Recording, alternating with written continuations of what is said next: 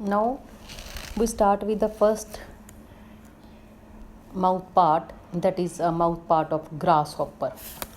ਬੇਟਾ ਜਿਹੜਾ ਗ੍ਰਾਸਹੋਪਰ ਦਾ mouth part ਹੈ ਉਹ ਇੱਕ ਟਿਪੀਕਲ ਮਾਊਥ ਪਾਰਟ ਹੈ ਜਿਹੜਾ ਕਿ ਜਿਹਦੇ ਵਿੱਚ ਆਪਾਂ ਸਾਰੇ ਤਰ੍ਹਾਂ ਦੇ ਜਿਹੜੇ ਹੈ ਪੜ੍ਹੇ ਨੇ ਔਰਗਨਸ ਲਾਈਕ ਲੇਬੀਅਮ, ਲੇਬਰਮ, ਮੈਂਡੀਬਲ, ਮੈਗਜ਼ਿਲੀ। ਸੋ ਮਤਲਬ ਆਪਾਂ ਜੇ ਕਿਸੇ ਦਾ ਵੀ ਸਟੱਡੀ ਕਰਨਾ ਹੋਵੇ ਕਾਕਰੋਚ ਜਾਂ ਗ੍ਰਾਸਹੋਪਰ ਨੂੰ ਪੜ੍ਹ ਲਈ ਤਾਂ ਸੇਮ ਟਾਈਪ ਦੇ ਮਾਊਥ ਪਾਰਟਸ ਹੁੰਦੇ ਨੇ। So here I am showing you a diagram of grasshopper. So grasshopper ਦਾ ਜੇ ਮਾਊਥ ਤੁਸੀਂ ਧਿਆਨ ਨਾਲ ਦੇਖੋ ਤਾਂ ਇਸ ਤਰੀਕੇ ਦਾ ਮਾਊਥ ਸਾਨੂੰ ਨਜ਼ਰ ਆਉਂਦਾ ਹੈ। ਦੈਟ ਇਜ਼ ਅ ਲੇਬਰਮ, ਸਾਈਡ 'ਤੇ ਮੈਂਡੀਬਲ, ਉਸ ਤੋਂ ਨੇੜੇ ਜਿਹੜੇ ਹੈ ਮੈਗਜ਼ਿਲੀ ਅਤੇ ਲੇਬੀਅਮ। ਕਲੀਅਰ ਕੱਟ ਤੁਹਾਨੂੰ ਜਿਹੜਾ ਇੰਡੀਕੇਟ ਹੋ ਰਿਹਾ। ਸੋ ਦਿਸ ਜਿਹੜੀ ਇਹ ਫਿਗਰ ਹੈ ਇਹਦੇ ਵਿੱਚ ਆਪਾਂ ਹਰ ਇੱਕ ਔਰਗਨ, ਹਰ ਪਾਰਟ ਜਿਹੜਾ ਹੈ ਉਹ ਰਿਮੂਵ ਕੀਤਾ ਗਿਆ ਹੈ। ਜਦੋਂ ਆਪਾਂ ਪ੍ਰੈਕਟੀਕਲੀ ਕਰਾਂਗੇ ਤਾਂ ਆਪਾਂ ਇਸੇ ਤਰੀਕੇ ਨਾਲ ਰਿਮੂਵ ਕਰਦੇ ਹਾਂ। ਸੋ ਇਨ ਵਿਚ ਯੂ ਕੈਨ ਸੀ ਦੈਟ ਸਭ ਤੋਂ ਹੇਠਲੇ ਪਾਸੇ ਜਿਹੜਾ ਹੈ ਉਹ ਸਾਡੇ ਕੋਲ ਲੇਬਰਮ ਹੈ, ਠੀਕ ਹੈ। ਅਤੇ ਐਂਡ ਉਹ ਲੇਬਰਮ ਜਿਹੜਾ ਹੈ ਉਸਨੂੰ ਅਸੀਂ at this present at this point, ਠੀਕ ਹੈ। So it is here it is a labrum is present, ਜਿਹੜਾ ਕਿ ਆਪਾਂ ਇੱਥੇ ਦੇਖ ਰਹੇ ਹਾਂ, ਠੀਕ ਹੈ। ਐਂਡ ਦੈਨ ਲੇਬਰਮ ਦੇ ਸਾਈਡਸ ਦੇ ਉੱਤੇ ਕੀ ਹੁੰਦੇ ਨੇ, mandibles, and then having a maxillae, and this is a labium. So ਇਹ ਪੰਜ ਜਿਹੜੇ ਪਾਰਟਸ ਨੇ ਆਪਾਂ ਪਹਿਲਾਂ ਵੀ ਕੀਤੇ ਸੀਗੇ ਨਾ। ਹੁਣ ਆਪਾਂ ਜਦੋਂ ਦੇਖਦੇ ਹਾਂ ਕਿ ਗ੍ਰਾਸਹੋਪਰ ਦੇ ਵਿੱਚ ਜਿਹੜੇ ਮਾਊਥ ਪਾਰਟਸ ਨੇ ਉਹ ਚੂਇੰਗ ਮਾਊਥ ਪਾਰਟ ਹੁੰਦਾ ਹੈ, cutting and chewing. Cutting and chewing mouth parts present in simple type of mouth parts, even not only in grasshopper, even cockroach, crickets, dragonfly, damselfly, termites, beetles, even caterpillar having this type of mouth part, because they are used for biting off, then chewing, and then swallow small bits from the plant and animal tissue. Now first this part that is called as a labrum. ਸੋ ਜਦੋਂ ਆਪਾਂ ਲੇਬਰਮ 'ਤੇ focus ਕਰੋ ਤੁਸੀਂ ਧਿਆਨ ਨਾਲ ਦੇਖੋ, it is having a notch is present, it is a broad somewhat rectangular vertical plate movably articulate with the lower margin of the clypeus by a clypeal suture, ਠੀਕ ਹੈ। ਜੇ ਆਪਾਂ ਇਸ ਨੂੰ ਅਗੇਨ ਡਾਊਨ ਕਰੀਏ ਤਾਂ here it is a suture is present, and ਉਸ ਸੂਚਰ ਦੇ ਹੇਠਲੇ ਪਾਸੇ ਇਸ ਤਰੀਕੇ ਨਾਲ ਅਟੈਚ ਹੋਇਆ ਹੁੰਦਾ, ਠੀਕ ਹੈ।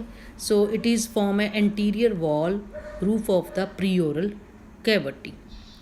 It is also called upper lip. ਇਹਦਾ ਮੇਨ ਫੰਕਸ਼ਨ ਕੀ ਹੈ, it serve to hold the food on it has on its posterior side of chitinous swollen area called epipharynx। ਆਪਾਂ ਅੱਗੇ ਇੱਕ ਹੋਰ ਡਾਇਗਰਾਮ ਤੁਹਾਨੂੰ ਦਿਖਾਉਂਦੇ ਹਾਂ, ਉਸ ਦੇ ਵਿੱਚ ਆਪਾਂ ਕੀ ਇਹ ਦਿਖਾਉਂਦੇ ਹਾਂ ਕਿ ਉਸ ਵਿੱਚ ਕੀ ਹੈ, epipharynx is present, ਠੀਕ ਹੈ। ਇਸ ਰਗਜਨ 'ਤੇ ਹੁੰਦਾ epipharynx, ਉੱਭਰਿਆ ਹੋਇਆ area, that is called epipharynx, ਠੀਕ ਹੈ। ਸੋ ਇਹਦੇ ਉੱਤੇ ਹੁੰਦਾ ਕੀ ਹੈ, ਐਪੀਫੈਰਿੰਗਸ that contain a taste bud, ਉਹਦੇ ਉੱਤੇ ਟੇਸਟ ਬਡਸ ਪ੍ਰੈਜੈਂਟ ਹੁੰਦੀਆਂ ਨੇ। Now comes to the second part, that is called as a mandibles, like here it is showing you a mandibles.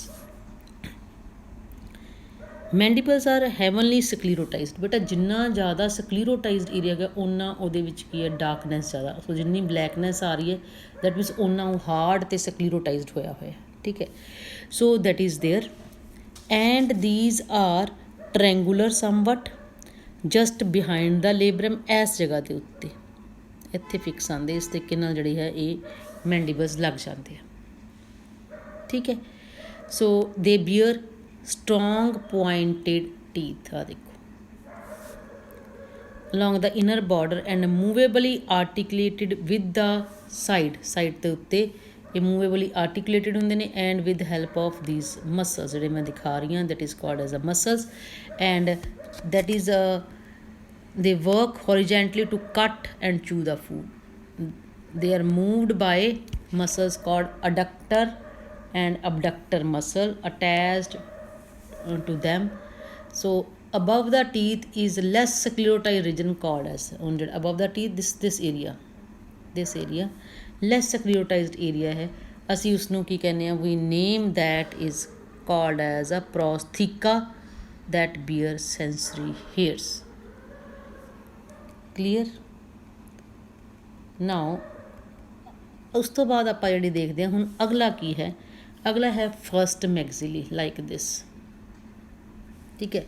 ਹੁਣ ਜਦੋਂ ਫਸਟ ਮੈਗਜ਼ੀਲੀ ਨੂੰ ਤੁਸੀਂ ਧਿਆਨ ਨਾਲ ਦੇਖੋਗੇ ਤਾਂ ਇਹਦੇ ਵਿੱਚ ਆ ਜਿਹੜਾ ਹਿੱਸਾ ਹੈ that is portion we name up to this region that is called as a first portion that is called as a protopodite, ਜਿਸ ਦੇ ਵਿੱਚ ਦੋ ਪਾਰਟਸ ਨੇ। ਪਹਿਲੇ ਪਾਰਟ ਨੂੰ ਅਸੀਂ ਕਾਰਡੋ ਕਹਿੰਦੇ ਹਾਂ, second part is called stipes. ਕਿਹੜਾ ਕਿਹੜਾ? ਕਾਰਡੋ ਤੇ ਸਟਾਈਪ, ਠੀਕ ਹੈ। First part is called cardo, second is called ਸਟਾਈਪ।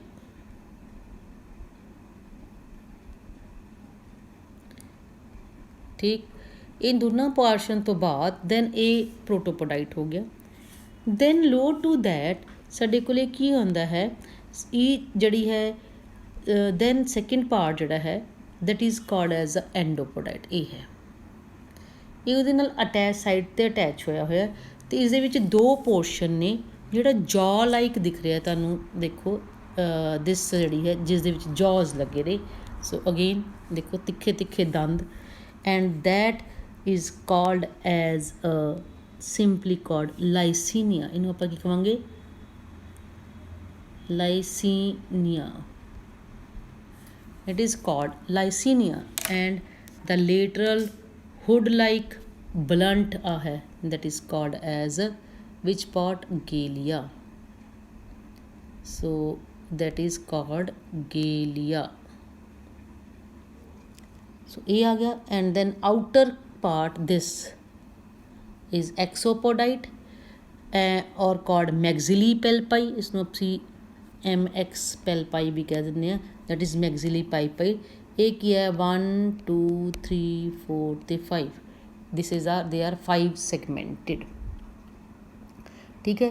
ਇਹ ਅਰਾਈਜ਼ ਕਿੱਥੋਂ ਹੋ ਰਿਹਾ? ਜਿਹੜਾ ਕਿ ਇੱਕ ਸਮਾਲ ਆਊਟ ਗਰੋਥ ਵਾਂਗੂ ਜਿਹੜਾ ਹੈ ਅਰਾਈਜ਼ ਹੁੰਦਾ, ਐਂਡ ਦੈਟ ਆਊਟ ਗਰੋਥ ਜਿਹੜੀ ਹੈ ਇੱਥੋਂ, and we name that is called as palpifер। it is called as a palpifer। then last portion ਜਿਹੜਾ ਆਪਾਂ ਆਉਣ ਲੱਗਿਆ that is called as simply innermost portion that is called here is a labium। labium ਜਿਹੜਾ ਬੇਟਾ second maxillary that is a simply second pair of maxilli lie behind the first maxilli and form the hind wall floor of the preoral cavity। it also referred as lower lip and ਜਿਹੜਾ ਹੈ that is simply ਹੁਣ ਇਹਨੂੰ ਆਪਾਂ ਕਰਨਾ ਕੀ? they are also referred as lower lip and they are basically fused to form a broad plate। ਹੁਣ ਆਹ ਜਿਹੜਾ ਆਪਾਂ ਕਰੀਏ ਤਾਂ ਇਹ ਅੱਧਾ ਹਿੱਸਾ ਹੈ ਇੱਥੋਂ ਬੇਟਾ, ਹਾਫ, ਬਟ ਇਨੀਸ਼ੀਅਲ ਸਟੇਜ ਦੇ ਉੱਤੇ ਇਹ ਸਾਨੂੰ ਆਹ ਇੰਨਾ ਹਿੱਸਾ ਜਿਹੜਾ ਹੈ ਜਿੱਥੋਂ ਇਹ ਸਾਰੇ ਦਾ ਸਾਰਾ ਕੀ ਹੈ ਫਿਊਜ਼ਡ ਹੋਇਆ। ਮੀਨਸ ਇਹ ਦੋ ਪਾਰਟਸ ਨੇ ਮੈਗਜ਼ਿਲੀ, ਪੇਅਰ ਆਫ ਮੈਗਜ਼ਿਲੀ ਆਪਾਂ ਯੂਜ਼ ਕਰਦੇ ਹਾਂ। ਇਹ ਦੋ ਪਾਰਟਸ ਨੇ ਇਨੀਸ਼ੀਅਲ ਤੌਰ 'ਤੇ ਇਹ ਬੇਸ 'ਤੇ ਫਿਊਜ਼ਡ ਹੋਏ ਨੇ, ਐਂਡ ਇਹਨਾਂ ਦੀ ਕਿਤੇ ਕਿਤੇ ਆਪਾਂ ਨੂੰ ਕਲੈਰਿਟੀ ਵੀ ਜਿਵੇਂ ਤੁਸੀਂ ਦੇਖ ਰਹੇ ਹੋ।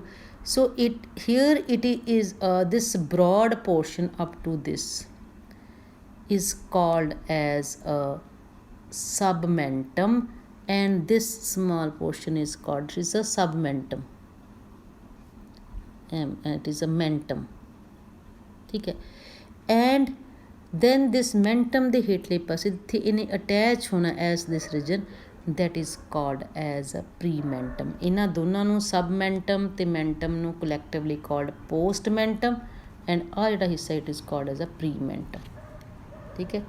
ਸੋ ਦੈਟ ਮੀਨਸ ਜੇ ਆਪਾਂ ਕਹੀਏ ਤਾਂ ਆਪਾਂ ਇਹ ਕਹਿ ਸਕਦੇ ਹਾਂ ਕਿ this area from where this attachment is occur, so that is called as ਪ੍ਰੀਮੈਂਟਮ